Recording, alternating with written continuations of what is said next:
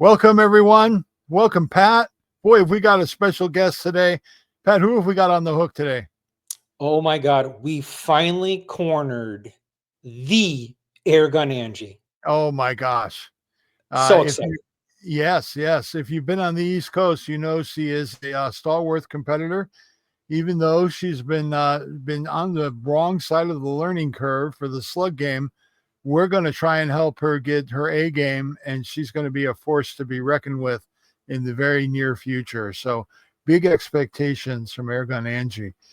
And we want to take a minute and remember the people who make this podcast possible. And Pat, who have we got here today? Oh, well, first off, we got Predator International. Yes. And JSB. Also, I'm wearing the infamous the Lord of Lead, because he will get your projectile situation straight. Yes, he will. Palm Beach Airguns in the house wearing their shirt today. Yeah. Yep, always. Very good. Very good. We got the infamous Donnie FL. Yes. And our best friend up there in Michigan. Finally, it's warm up there. Tom over at High Pressure Pneumatics and his team. Excellent. So we've got 2 brick and mortars and 2 industry long-termers that have just been supporting the podcast for a very long time. Big thank you to all of them. Definitely great places to go, great people. Yeah. So, Bill, what you been up to? Well, Pat, I've been up to all manner of tomfoolery in the airgun world recently. As you have been intimately aware, because you've largely been my source for parts, I'm building 2 really outstanding guns for the 2025 season. One of them, I'm actually focused on the field target event at the PA Cup coming up that I'm registered for as a team shooter for Palm Beach Air, which is an honor I will never undermine. That is a big deal to me to be wearing their shirt, and I'm trying to put together the best FX gun I can. Now, I didn't choose FX because I thought it was a brilliant field target gun. I'm trying to make my FX a brilliant field target gun. And the reason I say that is because, if you really want to be competitive in field target, you really need a gun that shoots 177 well. And a lot of the newer evolutions of the FX barrel system have kind of struggled in 177. They haven't been standouts.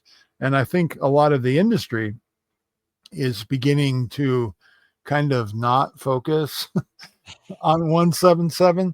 I know when I talk to Pat about it, his eyes gloss over and he has no idea what the hell I'm talking about. I'm like, no, Pat, the little bitty pellets, I need to shoot those. But, we've got match directors out here who have apertures on their field targets that are 1/4 inch. Yep. And if you're trying to thread a 22 pellet through a 1/4 inch hole, that's you got your work cut out for you. But 177 gives you a heck of a lot more wiggle room. Now it does get played with the wind, but anyway, back to this gun. This is Freya that I built 2 years ago for field target, and I had that just absolutely dreadful super light barrel on there. Now, super light is fine if you're just out chasing iguanas or you want a really light gun, but it is not a stable. No, a stable tube for getting those pellets where you want over time. Usually if I would sight it in, it would be good for, that day, but put it in a case, take it out. Or, like one time I had a tripod failure when I sat down at the line in a field target match. And when I went back on my butt, I smacked that barrel off of one of the steel columns on the range. I was done. It was over. I was like 3 inches off at 30 yards. I'm like, there is no way I'm going to re-get my dope in a match with that kind of an error. I'm like, it's insane. So what I've done is I've done the Pat hack. I call it the Pat hack because he clued me into it. I took the super light barrel out. I put a slug STX barrel assembly out of an impact in my crown. It's a Mark II. I then hunted down a liner to match that. So now it's 600 millimeters long. It's got a real FX pellet liner. And it is right now with nothing else, just that tube sticking out of there. It's half MOA. And I'm delighted with the accuracy I've gotten so far. Now there's one nuance that's coming up for that gun, Pat. What's that? I'm designing my own carbon fiber tension barrel assembly for that. And I actually bought the carbon fiber, but most carbon fiber that you find on Amazon, the tubes stop at 500 millimeters. And they don't pick up again until you hit 1,000 millimeters. And I had to get it from China. And with all of this nonsense going on with tariffs and all that, it's been sitting in the airport at LA since the 11th. I watched the tracking. It like got from China to here like that. But now it's been sitting in a cargo box in LA probably at LAX, and it hasn't moved since. So they're still within their target window that they promised it. But I'm sitting here waiting, like, come on. Yeah. I want to see what a tension barrel is going to do to this thing, because if it's anything like my Mark I Crown, it's going to be a really big game changer for that gun. So I've got my barrel thing sorted. I've got my accuracy sorted. The next thing to figure out is the scope. And I've been waffling back and forth on that. And I'm kind of leaning towards the Falcon right now. I know had you look at a couple of Athlon scopes, but right now I'm thinking the Falcon, that's what they make, is field target scopes. Yep. So, getting that kind of a nuance, and they talk about all the things I want to hear, like focus pop, like when you're dialing that wheel and you're getting that really crisp, clean articulation of the image, like bam, it's in focus right now. That's what you want. And that's called limited depth of field. And I'm hearing Tyler Patner's shooting one to great effect. And if you've ever shot against Tyler in field target, you've probably lost. More than likely, yeah. You're not going to beat that guy. The best thing you could do is share a podium with him. You would have credibility just doing that. But that's kind of where that is. And then I'm fighting the same thing that Airgun Angie is going to talk about here in a little bit. I got my butt kicked bringing a pellet gun to a slug event. So I've been trying to get my Mark II Impact much better at shooting slugs, and I'm very, very close. I'm like that far away. I now have a 1 in 16 twist, 800 millimeter tension barrel kit on my Impact. It is definitely coming together. I'm still working on getting a little bit more air out. I want to get that 70 grain slug up to about 920 feet per second. And I'm told when I reach that, it's going to be like in the video game when you finally beat the big boss, like all the are going to open. All the fireworks and everything come out. Yeah, the angels are going to sing and all that stuff's going to happen. So I'm really hoping that happens for me. So that's what I've been up to. What about you, Pat? What do you got going on? Well, it's definitely iguana season down here in Florida. It's also getting hot, but iguanas are off the hook. Nice. Literally. Ended up getting a new account down here, and in like 15 minutes, it was like minute to win it, shot 20 iguanas using my AGT Vixen, wow. 50, 60 yard shots. And it was about 225, 230 pounds of iguana. Filled that big 5-foot cooler that I had. But then there's a little twist because of the time of the year, Bill, that you haven't experienced yet. And it's alligator mating season. So I'm not sure I want to mate with one of those, Pat. It sounds pretty dangerous. No, but they are territorial buggers, man. I lost a couple iguanas to them already, but just got to be careful around the water. They're fairly obvious. Don't shoot a podcast with your back to the water. No, this would be a bad time. Watch for alligators. Yeah, definitely watch for alligators. Don't do that. Other than that, selling a lot of air guns at Palm Beach Air Nice. Guns. Excellent. Excellent. It's That's so good to absolutely hear. crazy. We were at the Florida Outdoor Expo. Everyone got to learn about us, and it has been nonstop. So new air gunners everywhere. All you guys that are new and subscribe to the channel, thank you guys. It's been busy. It's been busy. So Nice. other than that, just playing with stuff. Just playing with stuff. Excellent. So well, right. Pat, we've got a very special guest this episode, and we are delighted to have her. And if you didn't hear who that was, here it is. It's on the screen right now. It is the one, the only Airgun Angie, and this is her website, which is where did I put that, Pat? Let's see. There we go. Yeah. You know me in technology, Yep, Bill. that's where she's at. Yeah. Yeah, there you go. let's go ahead and get her in here. There Welcome, she is. Angie. Hey guys, thanks for having me. No problem. You looks like you're in the gun room. I am. This is my shop / studio, workout center, everything. That is perfect, Angie. You live in Nirvana right there. Yep, I'd say this is my quiet place. I need to get away from the family for a little bit. Just come out here. I love it. I love it. Yeah, I'll give my husband the credit though. He built the room, so. But you decorated? Yep. I'm continuing to. Excellent. I love it.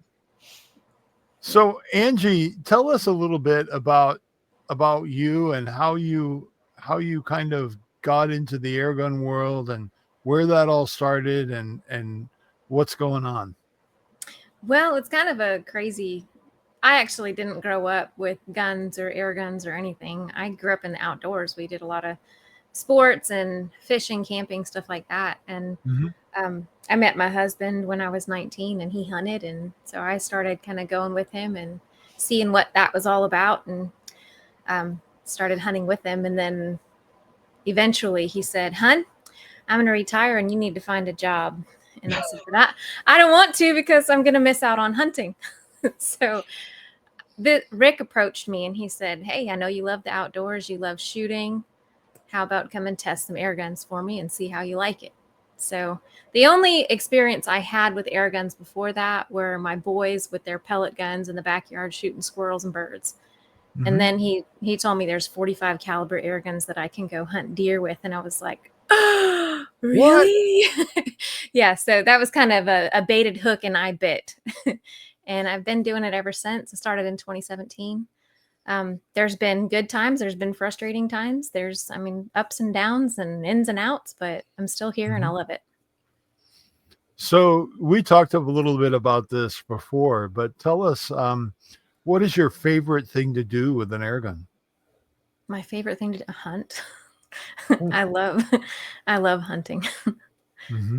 Now, my next favorite. What four-legged creature needs to fear Angie when she's got that hunting thing going on? Most all of them, unless they're pets. I was going to say all of them.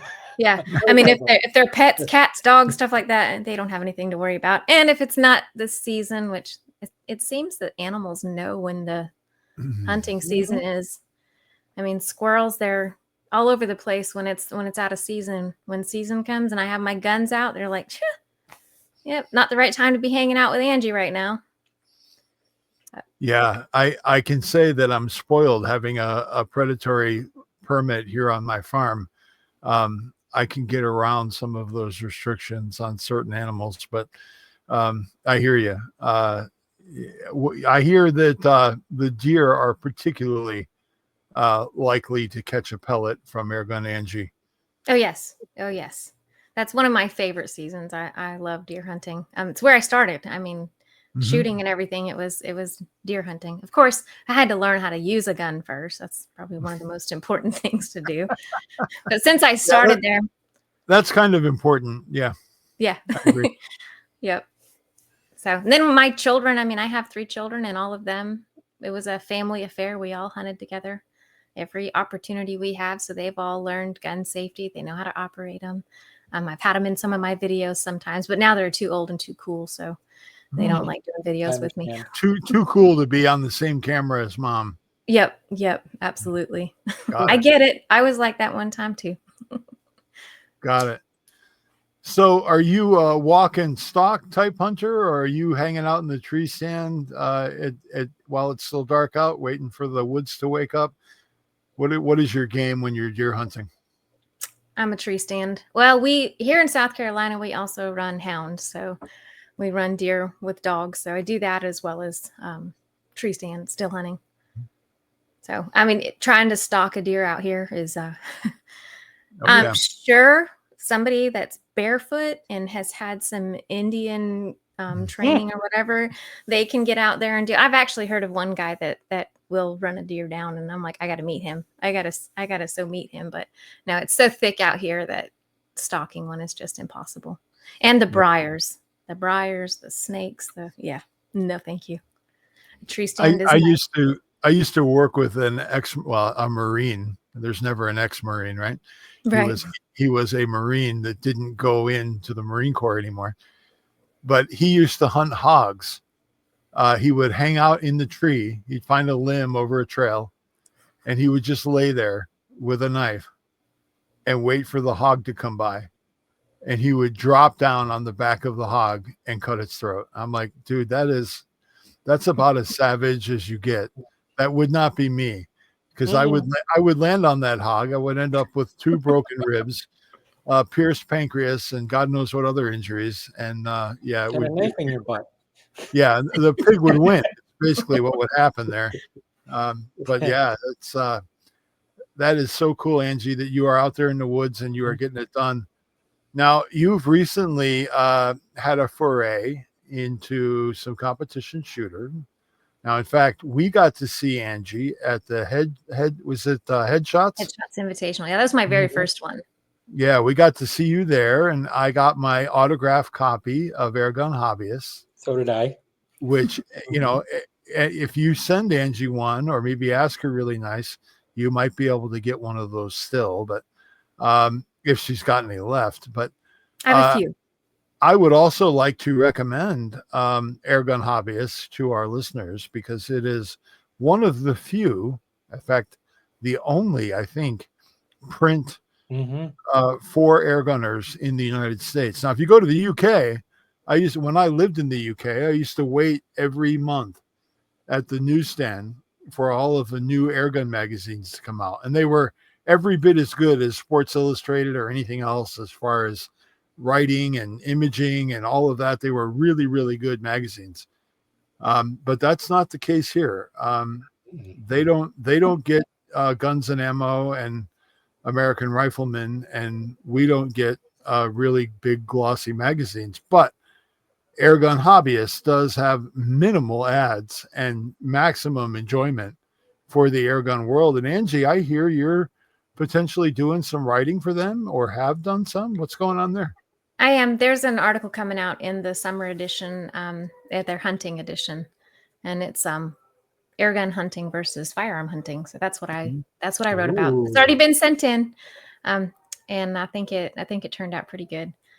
So, I mean, I do hunt with both. I hunt with firearms and air guns and kind of mix it up a little bit. I'm not one or the other. I'm a little of both. That'd be a good read, because it's literally 2 different types of hunting. Oh, yeah. And air gun hunting, I mean, just any hunting is a big learning experience. But I would liken air gun hunting to archery. You have to pinpoint. You have to be absolutely. You don't have the same expansion you do with firearms. So it definitely is something you got to learn. And there was a lot of, when I first started, I started hunting hogs with the TC45, the Gammo TC45, and I shot many of them and didn't recover them. And I was so frustrated. I would call Rick and say, I don't get this airgun hunting thing. What's going on? So, and most of the reason why I didn't recover them is because one, there wasn't a blood trail, and they'd run off into the forest, and there was just no telling where they went. Maybe I needed a hog dog or something. But eventually I decided, unless I can't, it's going in the head. And ever since I started taking headshots, they've been dropping in their tracks. So I love the headshots.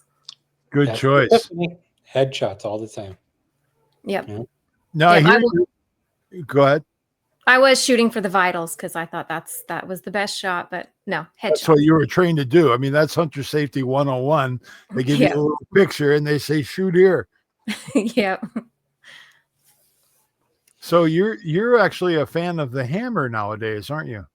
That is my favorite big bore air rifle. Absolutely favorite. It Full is version or carbine? the full. The carbine I honestly haven't had the greatest accuracy past 35 yards, and I hunt at 50. So I like the full version. That is my favorite. Are you suppressed or not suppressed? What's that? Suppressed or not suppressed? I'm not suppressed. So yeah. She's going to be loud and you're going to know you're in the woods with Airgun Angie. Well, I have like 4 other people that hunt around me, so I want them to know I just shot. There you go. Nice. I got the big one, guys. You might as well go home. Excellent. Yeah, people think that when you say air gun, they think it's that old Crossman 760 or the Daisy power line or something like that, and they just don't understand the kind of energy levels that are available today. And the story I always try to tell them is, at RMAC, we're up on the line for the big bore event.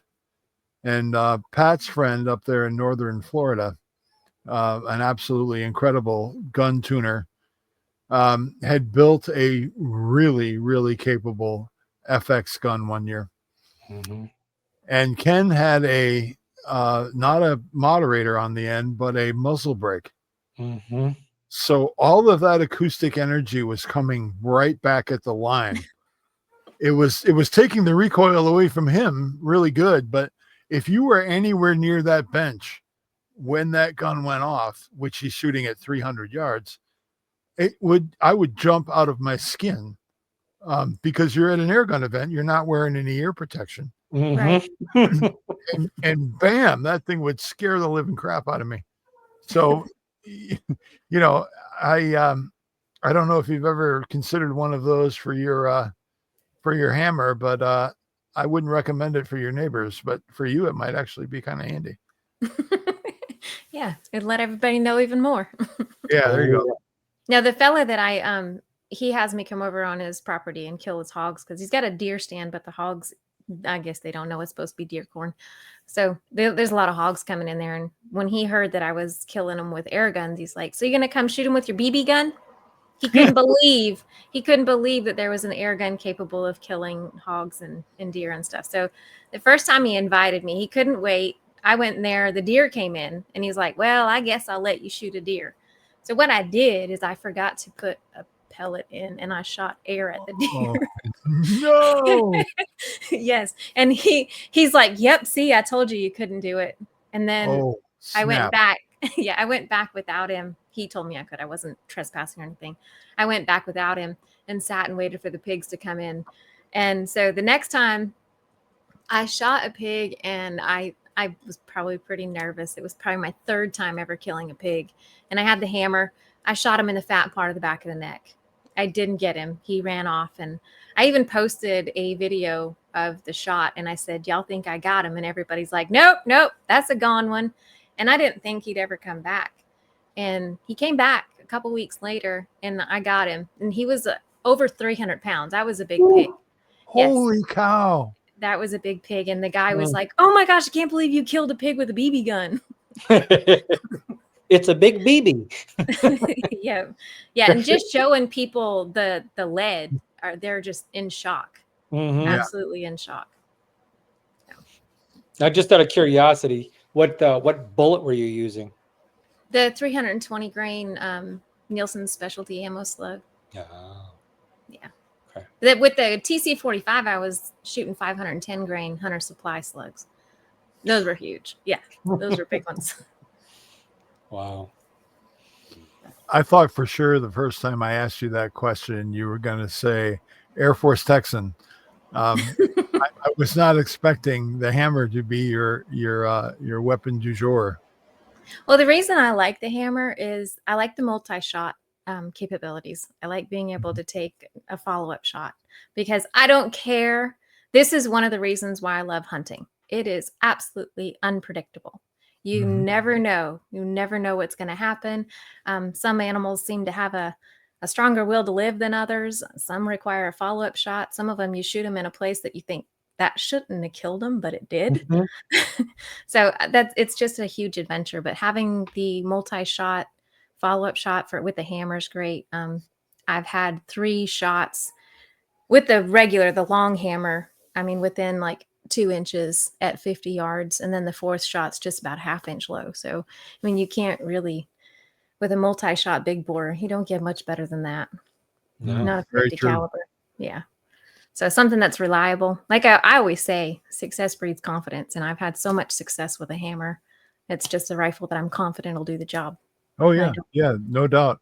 So how soon is the time going to arrive that Angie hangs the carbine up and puts the regular long hammer back in the stable? Well, I have to get another long hammer because the barrel, I guess I shot it so much that it needed a new barrel. I sent it back in. They sent me the carbine instead. So I'll have to maybe give them a call and be like, tell them this barrel is shot out. I don't know what's going on. I think I need a long hammer again. Yeah. That's the plan. Excellent. Now, Angie, you had quite a stage before. You were in front of a lot of air gunners in the not too distant past. We got to see you quite a bit. And I just learned that your channel has actually been around for a long time. Your channel's like, what, 6, 7 years old? Yes. That's actually where I started when Rick approached me, and my videos weren't good enough for prime time yet. So I kind of practiced on backyard shooting and posted my early, very, very first, oh my gosh, horrible videos on there. I go back and look at them like, wow, I was such a dork. I still am, but they are a lot better. I've learned a lot since then. So I started there, and then as soon as my videos got a little bit better, Rick moved me to some different channels. I've got videos on Airgun Pro Shop, Airgun Web, the Gateway to Airguns. That's probably where some of my best ones are, on the Gateway to Airguns. And now I'm doing my own thing on backyard shooting. And excellent. It's like not just airguns, firearms. I've been delving into archery a little bit too. So just kind of the whole shooting realm. Now, how do you deal with the rather obvious dislike that YouTube has for outdoor content with anything that has a weapon in it? How do you manage that? I really don't know. I don't know a whole lot about. I was on a meeting today with a fellow that was trying to help me with my YouTube channel, and honestly, a lot of what he said was just, I don't know a lot about it. I post videos and hope and pray that it does well. That's about it.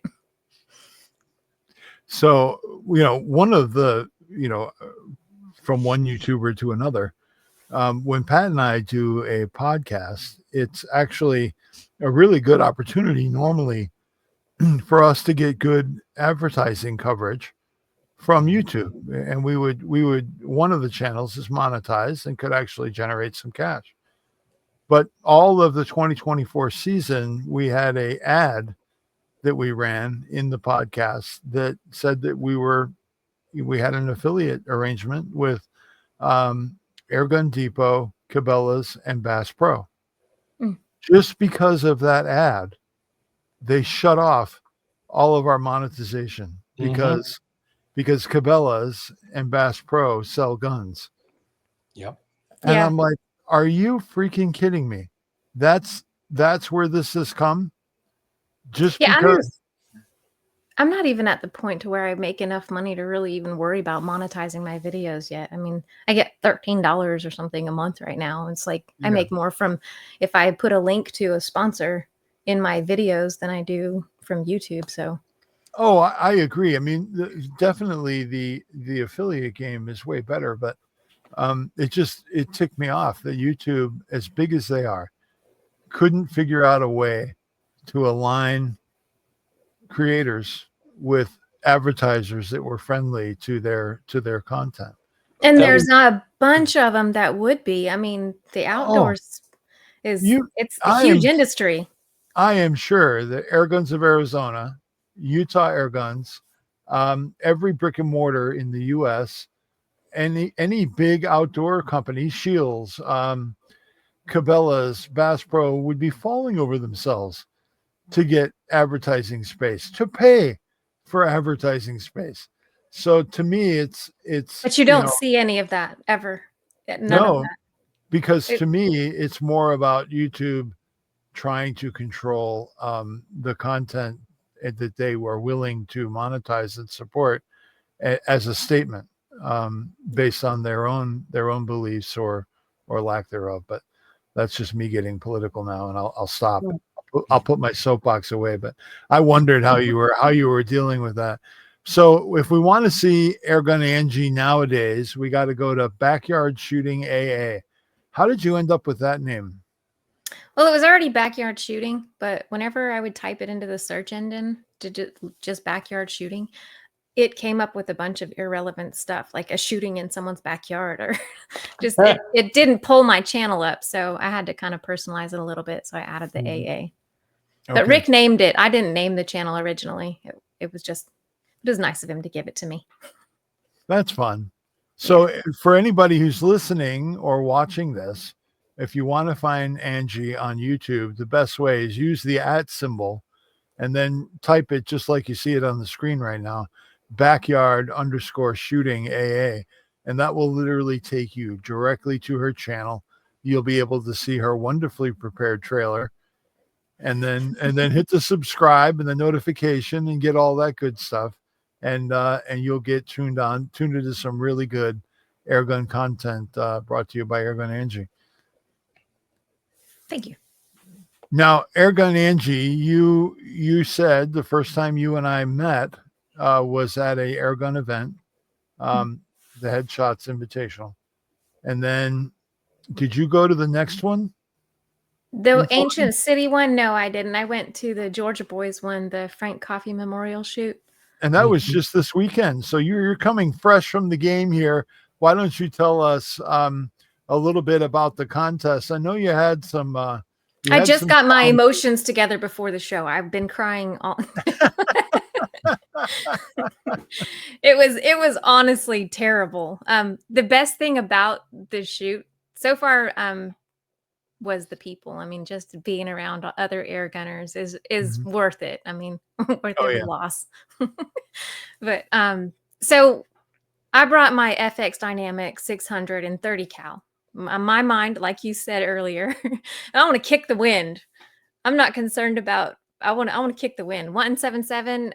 I'm not a fan of 177. I hate those tiny little pellets. I hate them. I hear you. But you've got a point with the aperture and everything there. That's a good point. But still, I went with the 30. I had the basic scope that I always use. Hawk Vantage was not meant for long distance precision shooting.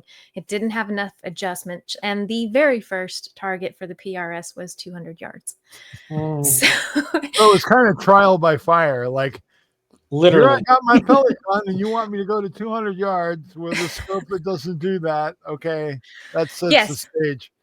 Yeah, I showed up, I guess, set up for failure. But I told the guys that was in the same lane, and I don't have all the lingo yet for the competition, how with lanes, teams, whatever they are. I told them, I said, well, my scope doesn't adjust to that. And I had already turned it and tried to adjust it most that I could, and I couldn't, and I messed it up right there. So I guesstimated I was shooting the tree line that was probably 100 yards behind the target. I was probably, after it was all over, I hit one target. I got so tired of hearing miss, miss, miss. I was just ready to put the gun down and say whatever. But after that was over, I went to the little test target thing and I shot it, and I was a foot high at 50 yards. Yes, a foot high at 50 yards. And I was like, well, no wonder I wasn't hitting anything. I don't know how I hit one target. I have no idea how I hit one target. So I really, what gun were you using at this event? The FX Dynamic 630 cal. Dang, It's you actually had a pretty good gun for that event. But it was the shooter. Had nothing to do with the gun. I don't think it was the shooter. I think it was the preparation. I think had you had a little bit more time to game and practice, you would have been a lot happier with your result. Do you agree? Oh yeah, and I probably maybe needed a coach. I think I needed a coach. That would have been a huge help because I like I said, I don't know what I'm doing. Long distance precision shooting, I'm completely lost. So it would have been a lot better. But I told Adam Adams if I do this again, and he keeps telling me when. I'll definitely get set up with a different scope and find a slug that the FX likes. The ones that I have a few different slugs, but I was getting way better groups at 75 yards with the pellets than I was the slugs. So I said, well, we'll just go with what we got. Because I didn't have time to order more and find more. So yeah, I hear you. I've been there. Pat and I both have paid that price. Bled on that sword ourselves. So I hear what you're going through, but we go to these events and we learn and we hopefully come back better shooters one day. So we are going to be rooting for Airgun Angie to kick our butts the next time we see you at an event. Can I use your gun? Yes. The answer to that is always yes. It would be easier if you're on my squad. That would make it have to travel less between shooters. But absolutely. And I look forward to the next one. I don't know when or where the next one is, but I know PA Cup's coming up and there's Rocky Mountain Airgun Challenge, but I don't know that I'll be going to either of those. I'd rather kind of just practice with some smaller ones for now. Learn the ropes. Do you have a place where you can get out to 100 yards or more with your airguns? Yeah. Yep. I've got access to the local range here. I mean, day or night. So it's a nice one. So excellent. I do. I write, I do the video reviews. I stay busy all the time. So I'm just like everybody else. Like I was telling Pat in the beginning, it's almost like everybody has to be busy. It's almost like a passage to life right now. Yeah, generally, if you want to eat, it's a good thing to be busy because hopefully somebody's paying you for that busyness. Right. I'm not independently or dependently wealthy yet, so we're working on it. Yeah. I'd be okay with dependently wealthy. I'm all right. Here. Yeah. I'm not going to tell Bonnie to go get a job, though. No. That would be bad. Well, that would be a career limiting decision on your part. Yeah. She'd tell you to get one too. Oh, there'd be life insurance, and that'd be it. No. Go find a gator. Go pet it. Yeah. So Angie, have you ever shot a field target? No. You've got some really good clubs very close to you. And I mean, one of the best shooters in the U.S. is just right in North Carolina. He's not far away, although that's quite a bit north for you because you're down in the southern edge of South Carolina, right? Right. But you've got some really good airgun clubs out there for field target. Philip Hepler is the only back-to-back repeat airgun champion in field target, which he got because of COVID. But I called them the longest reigning champion, and he argued with me with where wasn't a competition for, I forget what year it was, 2022, and I'm like, so you're still the longest reigning champion. You still held the title for the year. He goes, all right, I'll give you that. But I go, it's default or not by default, you're still a winner. And he begrudgingly took it, but whatever. He's a very humble man. Very humble. I'll tell you what, if you wanted to learn how to be a much better field target shooter and learn getting the dope on a scope at a level that most people don't take it to. He's your guy, and his wife, because it's funny because his wife is also a leading competitor in field target, and in fact, she's gotten right up there on the podium with him. Oh yeah, this is Deadeye. Yes, because he goes by the name Deadeye, and she's Lady Deadeye. Lady Deadeye, yeah. Yeah, it's hysterical, but they are both really, really good shooters, and they make you a better hunter too. Field target. Oh yeah. And what I like about field target is it's really 55 yards is the most you're going to go. So I've got a pseudo field target range here on my property, and I can go out and shoot from 10 to 55 yards and get that practice. And in fact, if I'm going to shoot a match, I'm usually out there twice a day for 2 weeks before the match, just so that everything is as natural as it can be. You know, sitting on that bucket, getting comfortable with the gun, going through that mantra in my head over and over again, kind of getting that. It's almost meditative, you know, where I know the mantra, I'm saying it, I'm like, okay, pellets in the breech. All right, close the breech. All right, relax.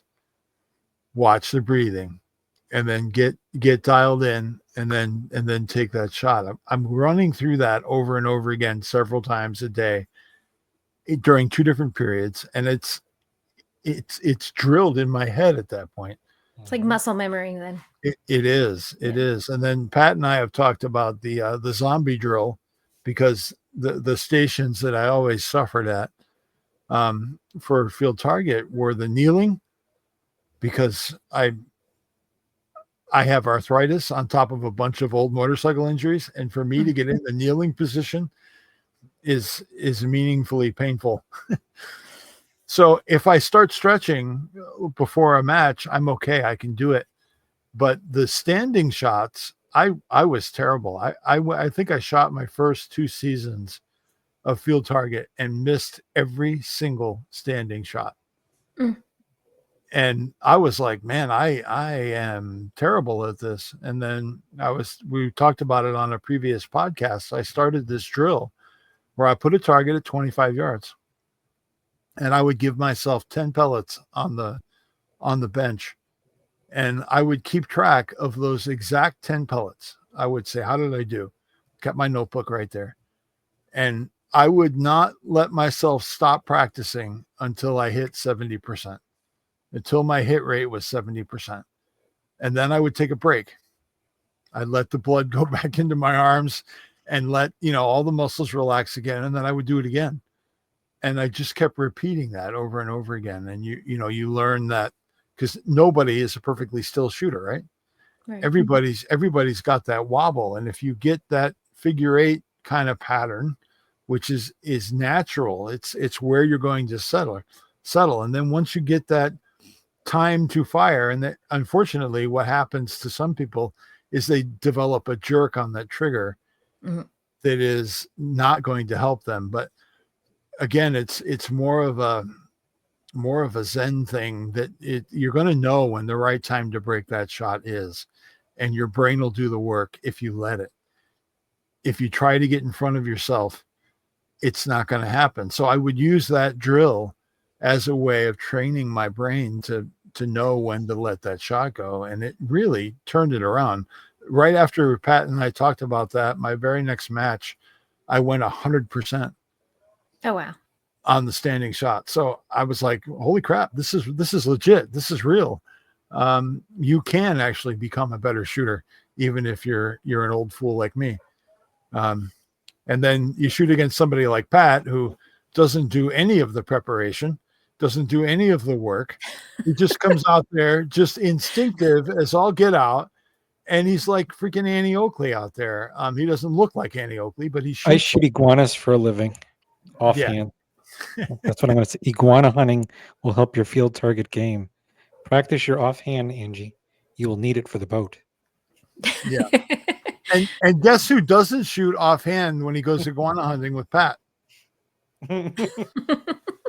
I've got my sticks, and I'm lethal to iguanas if I've got my shooting sticks. I'm rolling around on the ground doing going over fences, and he's a boomer back there with sticks, so you don't fall over. But he can fillet a head at 50 yards with his crown. I'll give him that. But the follow-up shot is always me, I think it's cool that I mean, not everybody's going to be a great offhander. And if you're out there trying to take shots at an iguana or live animal and you're not a great offhander and you're still doing it, I don't see that as being good at all. If you need sticks and you're willing to use them, I think that's good. I mean, you're going to do what you can to take that animal down with the best shot, the first shot. So. He's the long range guy. The artillery rounds. Mm-hmm. I'm sneaking in close combat. I chased him out of the bush. I'm the dog ring. See me running. Sometimes I'd say, I mean, I've done a lot of offhand shooting. I don't use sticks when I shoot squirrels, and when I go shoot iguanas and stuff, I don't use sticks. But some days, and it's the same with driving, maybe it's the same with everything. Some days I feel like I do better than others. Like some days I'm just completely off my game with shooting offhand, with shooting in general. Some days I'm completely off my game with driving. I'm like, sorry, my bad. That was me. I don't know. Maybe I should have stayed home today or bought a Tesla that could have driven me. Correct. No, thank you. That's kind of scary. Well, I'll tell you, I've seen some drivers out here in California that I might do a GoFundMe or something to buy them a self-driving car because they're bad. I mean, you've got a point. You do have. I mean, we do have the what are those things called on the sides of the roads on the lanes? Rumble strips? Yes, rumble strips. We have them now on both sides so that people can text and drive. That's why they have them. It's permission to text and drive. Yeah, lane control on my car. No, and that's permission too. Go ahead, text and drive. We got you. Braille as a driving method doesn't strike me as being really successful. I just don't think Braille is the way to go about this. I don't think so either. No. I think I was in Alabama. There was parts in Alabama they don't have the rumble strips on both sides, and I was like, oh, they're holding people accountable. This is great. That's called the ditch. Oh, Billy's gone. He was on the phone too long. Don't have to worry about him. Cheers. Yeah. So I think Pat and I actually have a meeting later this week with a guy who's putting on a big event, and we'll have more details on this forthcoming. But rumor is that there's going to be a big event on the East Coast in the Northeast this fall. So we're going to learn more about that later this week, and we'll have that in the next episode of the Airgun Geeks, unless Pat decides to leak it out on the socials before then. Is it a competition? No, I'll make everyone wait. Huge competition. Huge. I don't have confirmation, but I've heard through the grapevine that $50,000 in prizes for this event. Oh my. Yeah, that's no joke. 50,000 pounds of cow manure? Yeah, that's it, Pat. Corn. No, it's not going to be in Ohio, Pat. They don't give away manure like they do in Ohio. This is going to be in Massachusetts on the East Coast. It's proper cash. A gun-friendly state. Proper cash, yeah. It's not. If those that don't know that. It's big. I can't wait to find out all the details. And then I'm curious now. I've heard something a few months ago, but it probably isn't the same thing. We like to create FOMO here on the Airgun Geeks podcast. So. Oh yeah, yep.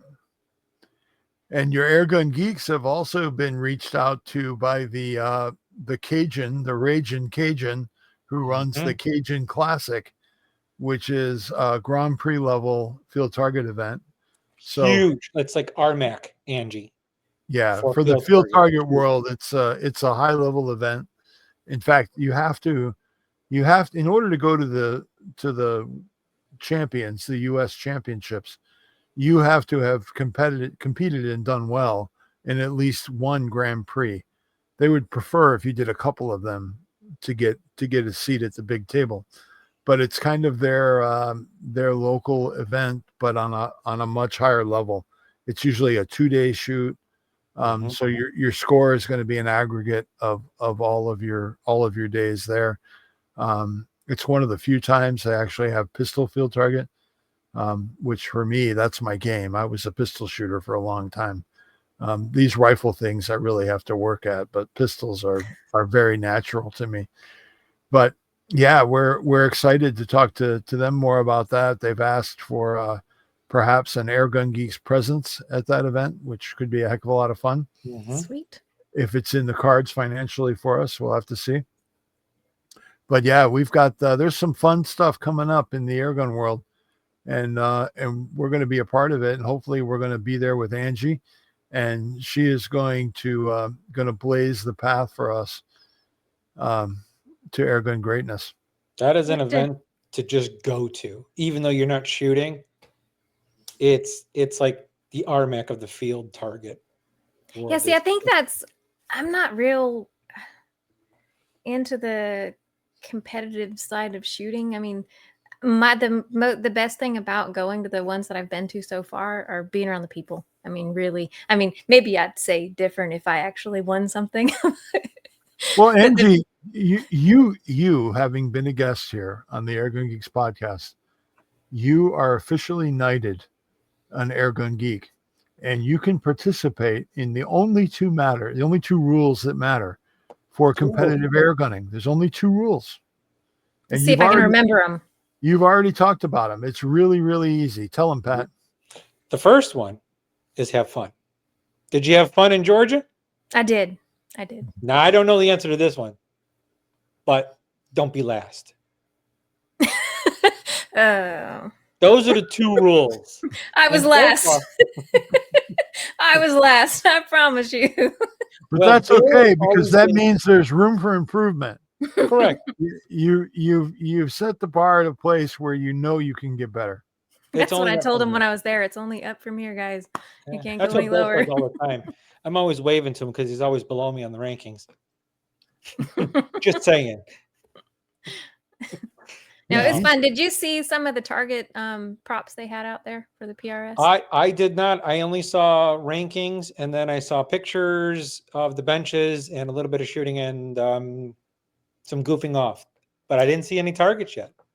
Well, they had the props they had to prop up on was a stove, toilet, coolers, and the stove was like stovetop stuffing. That's what they called it. The coolers was hold my beer. Then there was the toilet was can I say 4-letter words on here? Yes. The toilet was shoot to shit. And then there was the tractor. I don't remember what it was called. Something about wasn't corn. it a washing machine? Nope, that was the stove. That was the stove. Okay. Yep. And then they just had a regular table, a shooting bench. That was the 200-yard iguana that I messed everything up on. But it was pretty creative, very country, very Georgia boys. It was a lot of fun. Now that was put on by Scotty, right? Right. Yeah, Scotty, 912 Airguns. If I remember that right. Yeah, 912. Yeah, 912. And he was also the guy who won first place at the Ancient City shoot. So yes, he, I have to say, I've been trying to copy him in his slug gun setup. So I'm basically mimicking what he's shooting. So it's 800 millimeter, 1-in-16 twist liner, FX tension barrel system, shooting dead lead airs, 70 grain inviscerator slug. So that's exactly the recipe. And I'm told that, if you get in the high 800s, low 900s, that's where the magic happens. You get just the right spin on that projectile to get that laser accurate shot. And the slug is so well balanced at 70 grains that it's going to be your tool against the wind and the distance. So, if you're going to copy somebody, copy the guy that took first place, right? Yeah.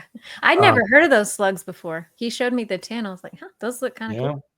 Yeah. They are, they're made by a young couple in Oregon. Jason and his wife Christine are they've been guests on the podcast. We interviewed them at RMAC last year, and she was actually a veteran 10-meter shooter.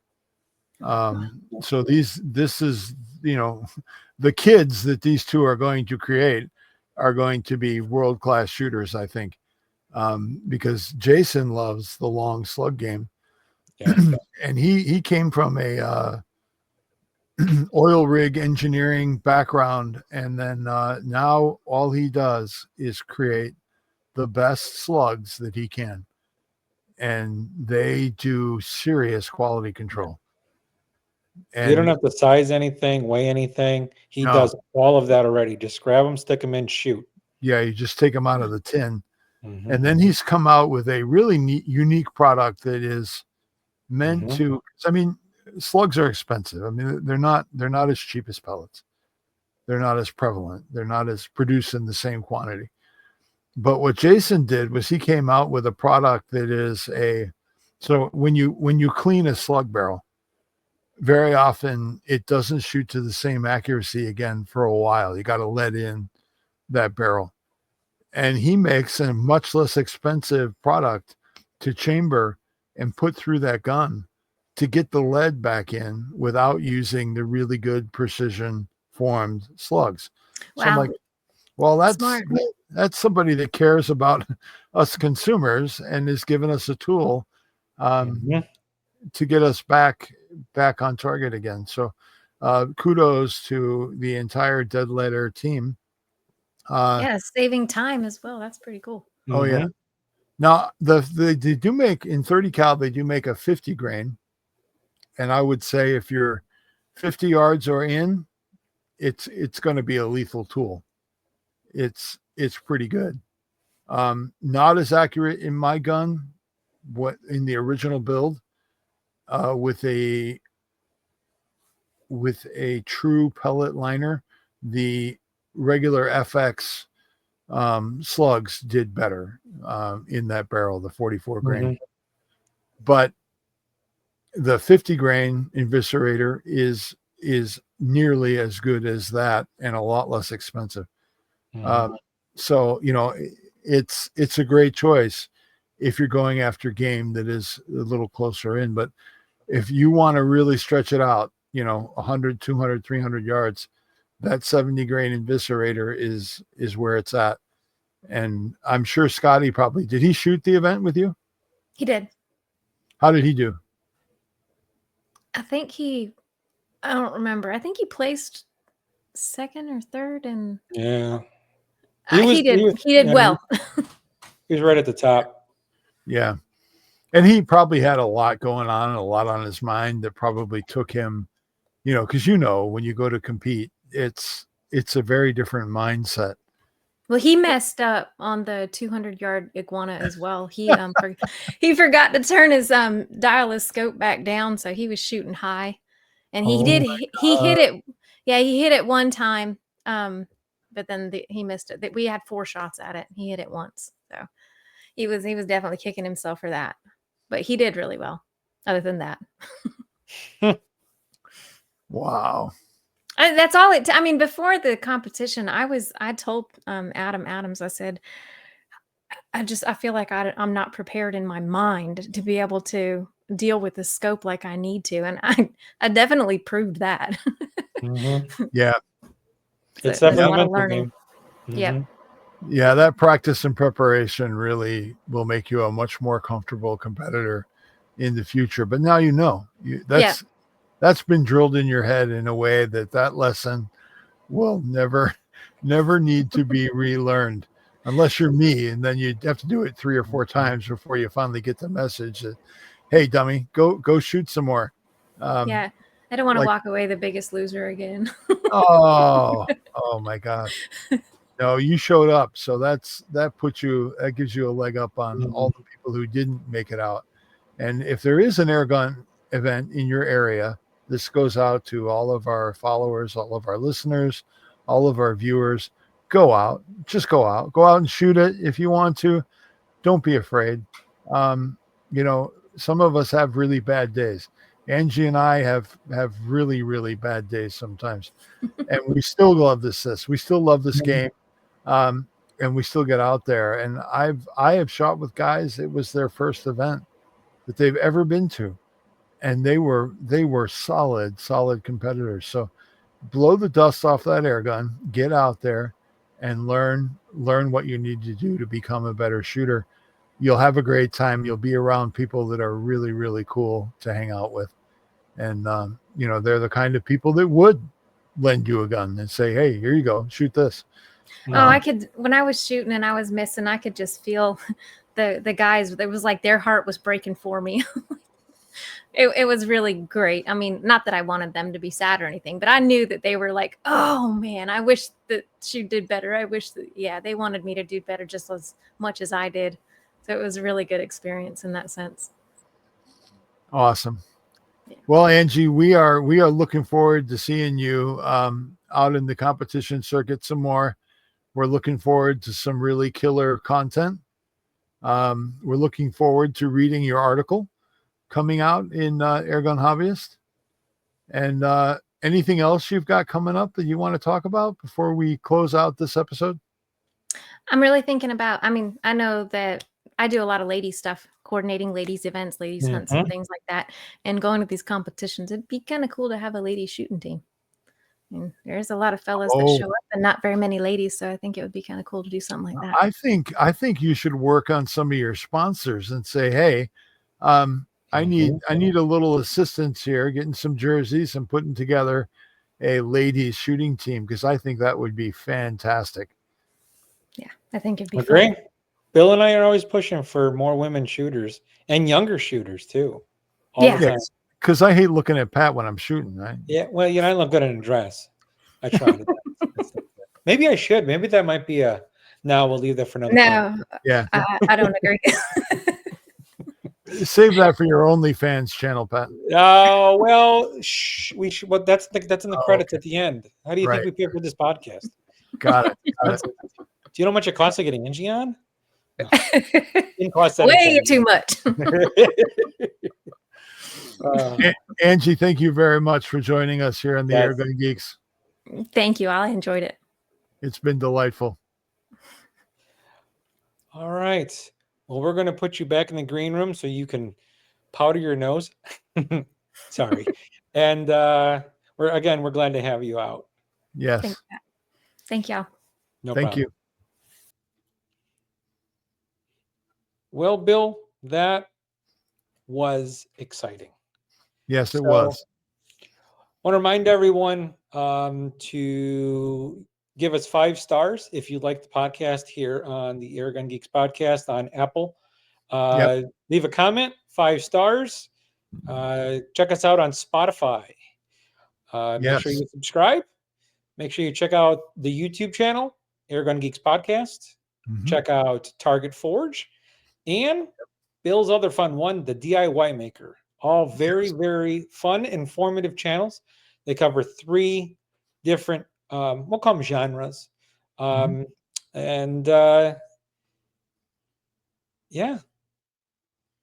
so much going on. I'm so excited. I can't believe we got Airgun Angie on. I'm still so floored. I know it.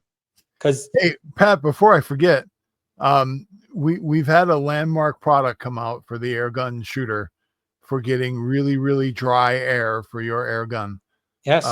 And check out my video on both the Airgun Geeks channel and on Target Forge. You can pick one or the other or watch both. That would be great. Correct. I will say I cheated. It's the same video, but it is a really great solution that I got to be part of creating with GX compressors.